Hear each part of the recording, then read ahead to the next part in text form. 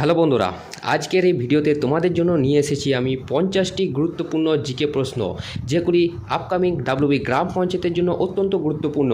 তো তোমাদেরকে অবশ্যই এই 50টি প্রশ্ন শেষ অবধি দেখতে হবে। আর ভিডিও শেষে অবশ্যই জানাবে যে এই 50টি প্রশ্নের মধ্যে কতগুলি প্রশ্নের উত্তর দিতে পারলে। আর এই ভিডিওর যদি পিডিএফটা তোমরা নিতে চাও তো অবশ্যই আমাদের টেলিগ্রামের লিঙ্ক ডেসক্রিপশনে দেওয়া আছে, সেখানে জয়েন হয়ে এই পিডিএফটা তোমরা নিতে পারবে। আর এছাড়াও যারা ডাব্লিউবি গ্রাম পঞ্চায়েতের জন্য নতুন বই খুঁজছো তো তাদের জন্য আমি 5টি বই এই ডেসক্রিপশন বক্সে দিয়ে রেখেছি, তোমরা সেগুলি চেক আউট করতে পারো। তো চলো শুরু করি। তো দেখো, আজকে আমাদের প্রথম প্রশ্ন রয়েছে, জমিদার সভা প্রথম প্রতিষ্ঠা করেছিলেন কে? জমিদার সভা। আর এক্ষেত্রে বলে রাখি, তোমরা যদি উত্তরগুলি জেনে থাকো তো অবশ্যই আমার উত্তর দেওয়ার আগে তা কমেন্ট বক্সে কমেন্ট করে জানিয়ে দেবে। তো দেখো, জমিদার সভা প্রথম প্রতিষ্ঠা করেছিলেন কে? তো এখানে সঠিক উত্তর হয়ে যাবে option A, Dwarkanath Tagore. Option A হয়ে যাবে এখানে সঠিক উত্তর।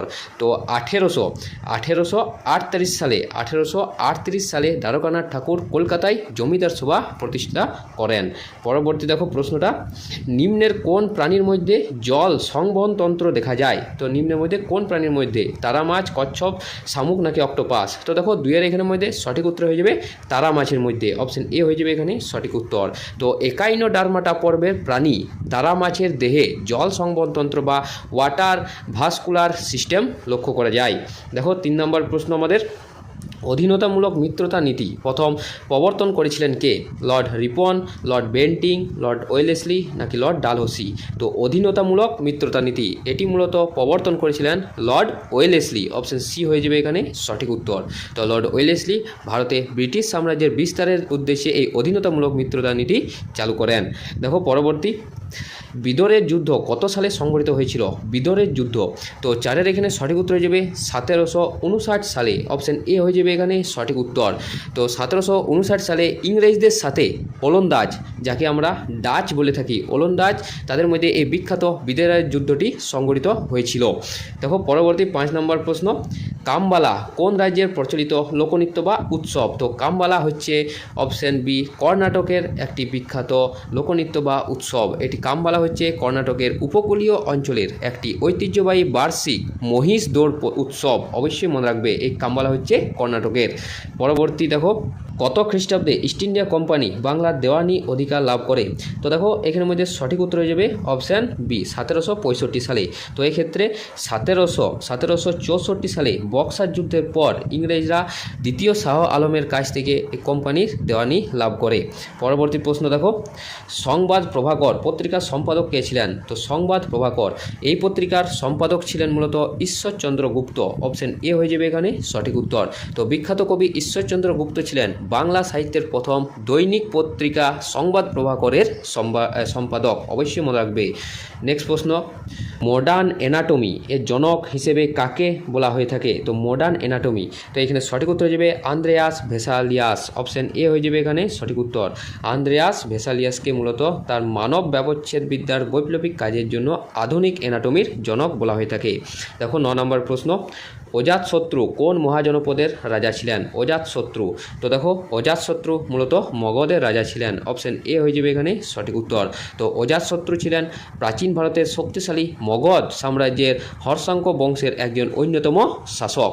পরবর্তী প্রশ্ন দেখো, পশ্চিমবঙ্গের কোন জেলায় ব্যাডল্যান্ড টোপোগ্রাফি দেখা যায়? পুরুলিয়া, মালদা, বাঁকুড়া নাকি দক্ষিণ দিনাজপুর? তো দেখো 10-এর এখানের মধ্যে সঠিক উত্তর হয়ে যাবে বাঁকুড়া। অপশন সি হয়ে যাবে এখানে সঠিক উত্তর। তো পশ্চিমবঙ্গের বাঁকুড়া ও বীরভূম জেলায় ল্যাটেরাইট মৃত্তিকা অঞ্চলে ক্ষয়কার্যের ফলে এই ব্যাডল্যান্ড বা ক্ষয় লক্ষ্য করা যায়। পরবর্তী প্রশ্ন, সূর্য ওঠা ডোবার সময় সূর্য দেখার কারণ কি?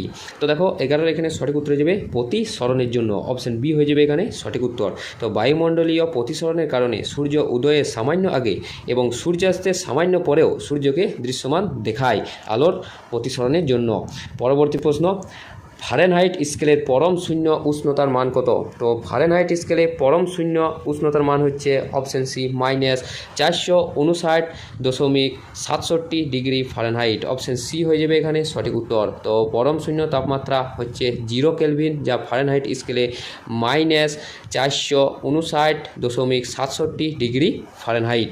পরবর্তী প্রশ্ন, কোন শাসক জিজিয়া কর তুলে দিয়েছিলেন? কোন শাসক জিজিয়া কর তুলে দিয়েছিলেন? আকবর, বাবর, শাহজাহান নাকি ঔরঙ্গজেব? তো দেখো 13 এখানে সঠিক উত্তর হয়ে যাবে সম্রাট আকবর, অপশন বি হয়ে যাবে এখানে সঠিক উত্তর। তো মুঘল সম্রাট আকবর 1564 সালে অমুসলিমদের উপর এই জিজিয়া কর তুলে দেন। দেখো পরবর্তী, নিম্নলিখিত মধ্যে কোনটি ওয়েব ব্রাউজার নয়? তো নিম্নলিখিত মধ্যে কোনটি ওয়েব ব্রাউজার নয়? Opera, Mozilla Firefox, Google Chrome নাকি উইন্ডোজ? তো এটি মূলত কম্পিউটারের প্রশ্ন। তো দেখো 14 এখানে সঠিক উত্তর হয়ে যাবে উইন্ডোজ, অপশান ডি হয়ে যাবে এখানে সঠিক উত্তর। তো উইন্ডোজ হচ্ছে কম্পিউটারের একটি অপারেটিং সিস্টেম, এটি কোনো ওয়েব ব্রাউজার নয়। পরবর্তী দেখো রয়েছে এপিগ্রাফি কোন বিষয়ের অধ্যয়নকে বলা হয়ে থাকে? এপিগ্রাফি, তো দেখো 15 এখানে সঠিক উত্তর হয়ে যাবে শিলালিপি সংক্রান্ত অধ্যয়নকে, অপশন বি হয়ে যাবে এখানে সঠিক উত্তর। শিলালিপি সংক্রান্ত অধ্যয়নকে মূলত আমরা এপিগ্রাফি বলে থাকি। দেখো পরবর্তী প্রশ্ন, দ্বৈত শাসন ব্যবস্থা কত সালে চালু করা হয়েছিল? তো দ্বৈত শাসন ব্যবস্থা, তো এখানে সঠিক উত্তর হয়ে যাবে 1765 সালে, অপশন বি হয়ে যাবে এখানে সঠিক উত্তর। তো লর্ড ক্লাইভ এই 1765 সালে বাংলায় প্রথম দ্বৈত শাসন ব্যবস্থা প্রবর্তন করেন। পরবর্তী প্রশ্ন, কত বছরের জন্য অর্থ কমিশন নিযুক্ত করা হয়? তো দেখো 17 এখানে সঠিক উত্তর হয়ে যাবে প্রতি 5 বছরের জন্য, অপশান বি হয়ে যাবে এখানে সঠিক উত্তর। তো ভারতের রাষ্ট্রপতি সংবিধান অনুযায়ী প্রতি 5 বছর অন্তর এই অর্থ কমিশন গঠন করা হয়। পরবর্তী প্রশ্ন, অফসাইড ট্র্যাপ শব্দটি কোন খেলার সাথে যুক্ত? অফসাইড ট্র্যাপ, তো দেখো 18 এখানে সঠিক উত্তর হয়ে যাবে অফসাইড ট্র্যাপ এই শব্দটি মূলত ফুটবল খেলার সাথে যুক্ত, অপশন বি হয়ে যাবে এখানে সঠিক উত্তর। তো ফুটবল খেলায় বিপক্ষ দলের খেলোয়াড়কে ফাঁদে ফেলতে এই অফসাইড ট্র্যাপটি ব্যবহার করা হয়। পরবর্তী প্রশ্ন, নিম্নের কোন দুটি গ্রহের কোনো উপগ্রহ নেই? তো সৌরজগতের এমন দুটি গ্রহের নাম বলো যার কোনো উপগ্রহ নেই। তো এখানে সঠিক উত্তর হয়ে যাবে বুধ এবং শুক্র, অপশান এ হয়ে যাবে এখানে সঠিক উত্তর। তো সৌরজগতের বুধ এবং শুক্র গ্রহের কোনো নিজস্ব প্রাকৃতিক উপগ্রহ নেই। এছাড়া শনি, মঙ্গল, বৃহস্পতি, শনি, ইউরেনাস, নেপচুন প্রভৃতির উপগ্রহ রয়েছে প্রাকৃতিকভাবে, কিন্তু এই বুধ ও শুক্রের কোনো উপগ্রহ নেই। পরবর্তী প্রশ্ন, সম্বলপুরী নৃত্য ভারতের কোন রাজ্যের? তো সম্বলপুরী নৃত্য দেখো, তো সম্বলপুরী নৃত্য হচ্ছে ভারতের উড়িষ্যা রাজ্যের একটি নৃত্য, অপশন বি হয়ে যাবে এখানে সঠিক উত্তর। তো সম্বলপুরী হচ্ছে ভারতের উড়িষ্যা রাজ্যের একটি অতি জনপ্রিয় লোকনৃত্য। পরবর্তী প্রশ্ন, দুটি ভিন্ন রঙের চোখের চিতাবাঘ কোথায় দেখা গিয়েছে? তো দুটি ভিন্ন রঙের চোখের চিতাবাঘ মূলত দেখা গিয়েছে বন্দিপুর টাইগার রিজার্ভে, অপশান এ হয়ে যাবে এখানে সঠিক উত্তর। তো এই বন্দিপুর টাইগার রিজার্ভটি মূলত অবস্থিত কর্ণাটকে। তো এই কর্ণাটকের বন্দিপুর টাইগার রিজার্ভে বিরল হেটেরোক্রোমিয়া আক্রান্ত চিতাবাঘটি দেখা গিয়েছে, যার দুটি চোখে দুটি ভিন্ন ভিন্ন রং লক্ষ্য করা যায়। পরবর্তী প্রশ্ন দেখো, নিম্নের কোন জোড়াটি সঠিক নয়? তো এখানে নয় বলেছে। তো দেখো 22 এখানে সঠিক উত্তর হয়ে যাবে অপশান ডি, কেঁচো ক্ষণপদ, অপশান ডি হয়ে যাবে এখানে সঠিক উত্তর। তো ক্ষণপদ হলো অ্যামিবার গমনাঙ্গ, অন্যদিকে কেঁচোর গমনাঙ্গের নাম হচ্ছে সিটা, অবশ্যই মনে রাখবে কেঁচোর গমনাঙ্গের নাম হচ্ছে সিটা। পরবর্তী প্রশ্ন, রেশম চাষকে বিজ্ঞানসম্মতভাবে কী নামে পরিচিত? তো রেশমের চাষকে মূলত বলা হয়ে থাকে সেরিকালচার, অপশান বি হয়ে যাবে এখানে সঠিক উত্তর। তো এই বৈজ্ঞানিক উপায়ে রেশম পোকার চাষকে মূলত সেরিকালচার বলা হয়ে থাকে, অবশ্যই মনে রাখবে। পরবর্তী প্রশ্ন, জুনাগড় লিপি থেকে কোন রাজার পরিচয় জানা যায়? জুনাগড় লিপি, তো দেখো 24 এখানে সঠিক উত্তর হয়ে যাবে রুদ্র দমন, অপশান বি হয়ে যাবে এখানে সঠিক উত্তর। তো জুনাগড় শিলালিপি থেকে শক রাজা রুদ্র দমনের কৃতিত্ব জানা যায়। দেখো পরবর্তী আমাদের প্রশ্ন রয়েছে, শব্দের গতি সর্বাধিক কোন মাধ্যমে হয়ে থাকে? কঠিন, শূন্য, তরল নাকি গ্যাসীয়? তো শব্দের গতি সবদিকে বেশি হয়ে থাকে মূলত কঠিন মাধ্যমে, অপশান এ হয়ে যাবে এখানে সঠিক উত্তর। তো অণুগুলি এখানে ঘন সন্নিবিষ্ট ভাবে থাকায় কঠিন মাধ্যমে শব্দের বেগ সবদিকে বেশি হয়ে থাকে এবং সবদিকে কম হয়ে থাকে গ্যাসীয় মাধ্যমে, এবং এই শূন্য মাধ্যমে শব্দের বেগ থাকেই না। তাই জন্য আমরা মহাকাশে যে যাবতীয় ঘটনাগুলি ঘটে থাকে সেগুলির আওয়াজ আমরা শুনতে পাই না। পরবর্তী প্রশ্ন দেখো রয়েছে, 1931 সালে দ্বিতীয় গোলটেবিল বৈঠক কোথায় অনুষ্ঠিত হয়েছিল? তো বলে রাখি 1930 সালে, 1931 সালে এবং 1932 সালে তিনটি গোলটেবিল বৈঠক অনুষ্ঠিত হয়েছিল। তো এই দ্বিতীয় গোলটেবিল বৈঠক অর্থাৎ 1931 সালে এই গোলটেবিল বৈঠকটি মূলত হয়েছিল লন্ডনে, অপশান এ হয়ে যাবে এখানে সঠিক উত্তর। তো 1931 সালে লন্ডনে দ্বিতীয় গোলটেবিল বৈঠকটি অনুষ্ঠিত হয়েছিল, অবশ্যই তোমরা মনে রাখবে। পরবর্তী প্রশ্ন দেখো, কমনওয়েলথ গেমস 2026 কোথায় অনুষ্ঠিত হচ্ছে? তো বর্তমানে মূলত এই কমনওয়েলথ গেমটি অনুষ্ঠিত হচ্ছে গ্লাসগো শহরে। অপশন সি হয়ে যাবে এখানে সঠিক উত্তর। তো 2026 সালে এই কমনওয়েলথ গেমস স্কটল্যান্ডের গ্লাসগো শহরে অনুষ্ঠিত হচ্ছে। পরবর্তী প্রশ্ন দেখো, নিম্নের কোনটি একটি অন্তঃক্ষরা গ্রন্থির উদাহরণ? নিম্নের কোনটি একটি অন্তঃক্ষরা গ্রন্থির উদাহরণ? তো দেখো এখানে সঠিক উত্তর হয়ে যাবে অ্যাড্রিনাল গ্রন্থি। অপশন এ হয়ে যাবে এখানে সঠিক উত্তর। তো অ্যাড্রিনাল গ্রন্থি নালীবিহীন হওয়ায় এটি একটি অন্তঃক্ষরা গ্রন্থি। অপশন এ হয়ে যাবে এখানে সঠিক উত্তর। পরবর্তী প্রশ্ন, বাংলা সাহিত্যের প্রথম মহিলা উপন্যাসিক কে ছিলেন? তো বাংলা সাহিত্যের প্রথম মহিলা উপন্যাসিকের নাম হচ্ছে স্বর্ণকুমারী দেবী। অপশন এ হয়ে যাবে এখানে সঠিক উত্তর। তো স্বর্ণকুমারী দেবী প্রথম বাঙালি মহিলা হিসেবে উপন্যাস রচনা করেন। পরবর্তী 30 নম্বর প্রশ্ন দেখো, পশ্চিমবঙ্গের বর্তমানে কতগুলি বন্যপ্রাণী অভয়ারণ্য রয়েছে? তো পশ্চিমবঙ্গে দেখো বর্তমানে মোট বন্যপ্রাণী অভয়ারণ্যের সংখ্যা হচ্ছে 15টি। অপশন বি হয়ে যাবে এখানে সঠিক উত্তর। এবং এই পশ্চিমবঙ্গে বর্তমানে মোট জাতীয় উদ্যানের সংখ্যা হচ্ছে 6টি। জাতীয় উদ্যানের সংখ্যা হচ্ছে 6টি, যা পুরো ভারতে মোট জাতীয় উদ্যানের সংখ্যা হচ্ছে 44টি। অবশ্যই মনে রাখবে এই দুটো। পরবর্তী প্রশ্ন দেখো, পরবর্তী প্রশ্ন রয়েছে, ত্রিকুট পাহাড় থেকে কোন নদীর উৎপত্তি হয়েছে? ত্রিকুট পাহাড় থেকে, তো দেখো 31-এর এখানে সঠিক উত্তর হয়ে যাবে এই ত্রিকুট পাহাড় থেকে মূলত ময়ূরাক্ষী নদী উৎপন্ন হয়েছে। অপশন বি হয়ে যাবে এখানে সঠিক উত্তর। তো ঝাড়খণ্ডের এই ত্রিকুট পাহাড় থেকে ময়ূরাক্ষী নদী উৎপত্তি হয়েছে। পরবর্তী, নিম্নের কোনটি ইনসিটু সংরক্ষণের উদাহরণ নয়? তো দেখো নিচের মধ্যে কোনটি ইনসিটু সংরক্ষণের উদাহরণ নয়? তো এখানে সঠিক উত্তর হয়ে যাবে অপশন ডি, বোটানিক্যাল গার্ডেন। তো বোটানিক্যাল গার্ডেন হচ্ছে একটি এক্সিটু সংরক্ষণের উদাহরণ। তো ইনসিটু সংরক্ষণ হচ্ছে যখন জীবদেরকে নিজেদের পরিবেশে বসবাস করা বা সংরক্ষণ করা হয় তখন তাকে ইনসিটু সংরক্ষণ বলা হয়। আর এক্সিটু সংরক্ষণ হচ্ছে জীবদেরকে বা প্রাণীদেরকে নিজস্ব পরিবেশ থেকে বাইরে কোনো কৃত্রিম উপায়ে তৈরি করা সংরক্ষণাগারে সংরক্ষণ করা হয়, তাকে মূলত এক্সিটু সংরক্ষণ বলা হয়ে থাকে। যেমন এই বোটানিক্যাল গার্ডেন, এছাড়াও রয়েছে চিড়িয়াখানা। পরবর্তী প্রশ্ন দেখা রয়েছে, অবন্তী মহাজনপদের রাজধানীর নাম কী ছিল? অবন্তী মহাজনপদের, তো দেখো 33-এর এখানের মধ্যে সঠিক উত্তর হয়ে যাবে এই অবন্তী মহাজনপদের রাজধানীর নাম হচ্ছে উজ্জয়িনী। অপশন বি হয়ে যাবে এখানে সঠিক উত্তর। তো প্রাচীন অবন্তী মহাজনপদের উত্তর অংশের প্রধান রাজধানী হচ্ছে উজ্জয়িনী। অবশ্যই মনে রাখবে। পরবর্তী প্রশ্ন, হুতুম পেঁচা ছদ্মনামে কে পরিচিত ছিলেন? হুতুম পেঁচা, তো দেখো 34-এর এখানে সঠিক উত্তর হয়ে যাবে কালীপ্রসন্ন সিংহ। অপশন এ হয়ে যাবে এখানে সঠিক উত্তর। তো কালীপ্রসন্ন সিংহ বিখ্যাত সামাজিক ব্যঙ্গচিত্র হুতুম পেঁচার নকশা লিখেছিলেন। পরবর্তী প্রশ্ন দেখো রয়েছে আমাদের, ভারতের নেপোলিয়ান নামে ডাকা হয় কাকে? তো দেখো কোন সম্রাটকে নেপোলিয়ান বলা হয় ভারতের? তো এখানে সঠিক উত্তর হয়ে যাবে সমুদ্রগুপ্তকে। অপশন এ হয়ে যাবে এখানে সঠিক উত্তর। তো ইতিহাসবিদ ডক্টর ভিনসেন্ট স্মিথ সমুদ্রগুপ্তের বিশাল সামরিক বিজয়ের জন্য তাকে ভারতের নেপোলিয়ান নামে অভিহিত করেছে। নেক্সট প্রশ্ন দেখো আমাদের, ইংরেজরা 1611 সালে প্রথম ঘাঁটি কোথায় স্থাপন করেছিল? তো ইংরেজরা 1611 সালে ভারতের মধ্যে প্রথম ঘাঁটি স্থাপন করেছিল সুরাটে। অপশন বি হয়ে যাবে এখানে সঠিক উত্তর। তো 1611 সালে ইংরেজরা সুরাটে প্রথম অস্থায়ী কুঠি স্থাপন করে। পরবর্তী প্রশ্ন, বাংলার অক্সফোর্ড নামে কোন জেলাকে ডাকা হয়ে থাকে? বাংলার অক্সফোর্ড, তো দেখো বাংলার অক্সফোর্ড বলা হয়ে থাকে মূলত নদিয়া জেলাকে। অপশন ডি হয়ে যাবে এখানে সঠিক উত্তর। অবশ্যই নদিয়ার কৃষ্ণনগরকে মূলত বাংলার অক্সফোর্ড নামেও ডাকা হয়।